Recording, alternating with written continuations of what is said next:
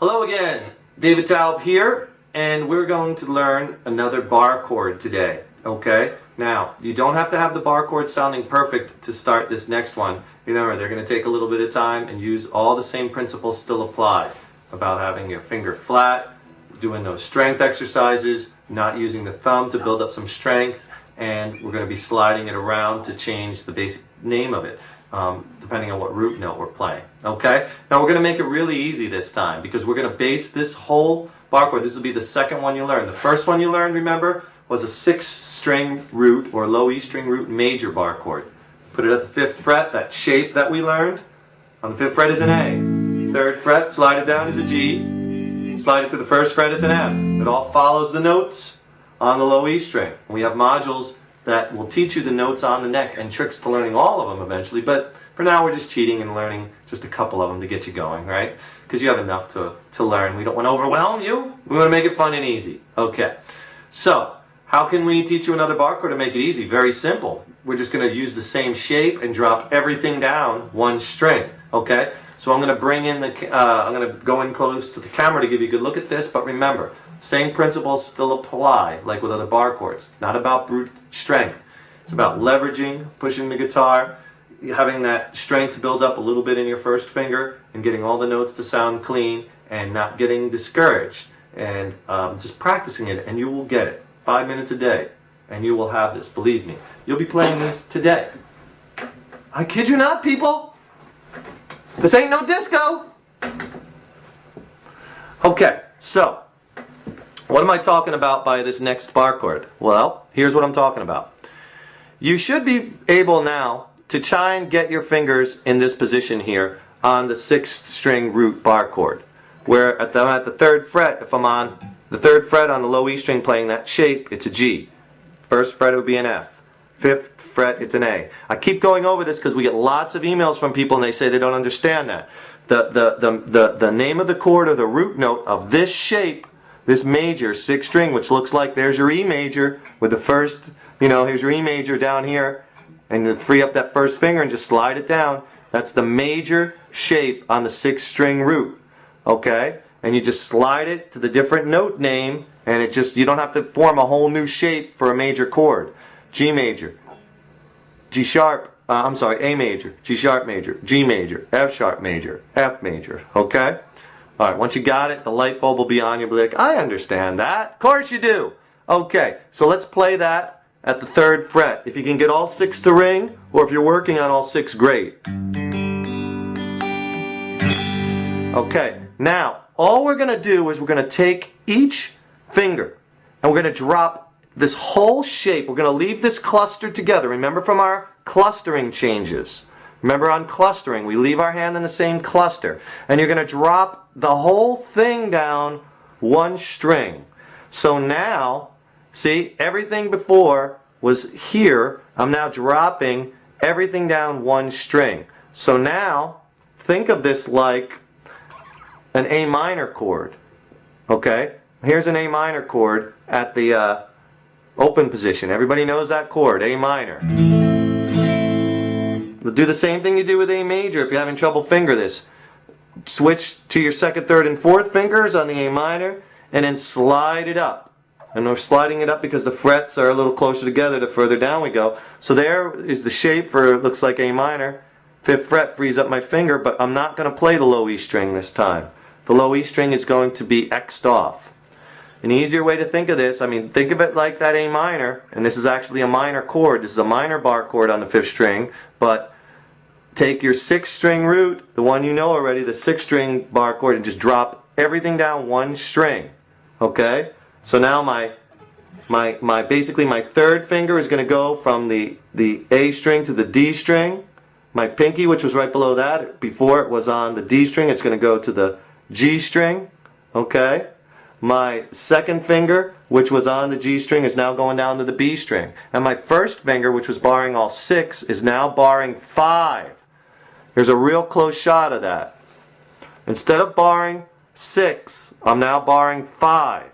See how I dropped that down? And a little bit of it is going to spill over just to touch the low E string to mute it.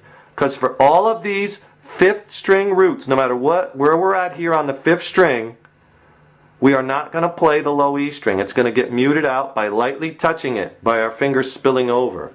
Okay, so there's a sixth string root. I'm dropping it down.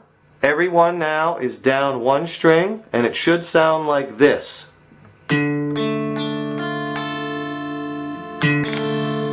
What does that sound like from our color of chords? Definitely not a happy sounding major chord. That's a dark chord. So if you guessed, what do you guess? Minor. Minor! He is correct. And he wasn't even looking at my hand. That's a minor chord, people. Listen to it. Not a happy sounding chord. And I am at the 5th fret on the A string. Right here with my first finger bar. 5th fret on the A string. So, what note is that? Remember from our cheater. On the A string, B flat is at the 1st fret. B, C is at the 3rd fret. C sharp is 4th. 5th fret is D. That is D. That's a D note. So this is going to be a D, and that new shape, it's actually same shape as on the 6th string, which was a major chord, now becomes a minor chord on the 5th string root. So this is a D minor. And notice I am muting the low E string. Here's what, see? It's deadened. Because my first finger is spilling over. I don't form this so I'm just touching the A string. I let it spill over to just touch and deaden. So this way I can hit all 6, but you only hear 5. See, I'm hitting all 6 strings, but you only hear 5. It's kind of doing what our thumb was doing with our open chords down here. We're now going to use the first finger to have it spill over. Okay? So, some people like to think of this as like, A minor, like that kind of position. A minor and just slide the A minor down and drop the first finger. That's fine. Or I think it's easier. Just think of it like a 6th string root bar chord or low E string root bar chord. Just drop everything down to the 5th string. Everything gets dropped down one string. So if you have this, you can have this. So this is a D minor because I'm on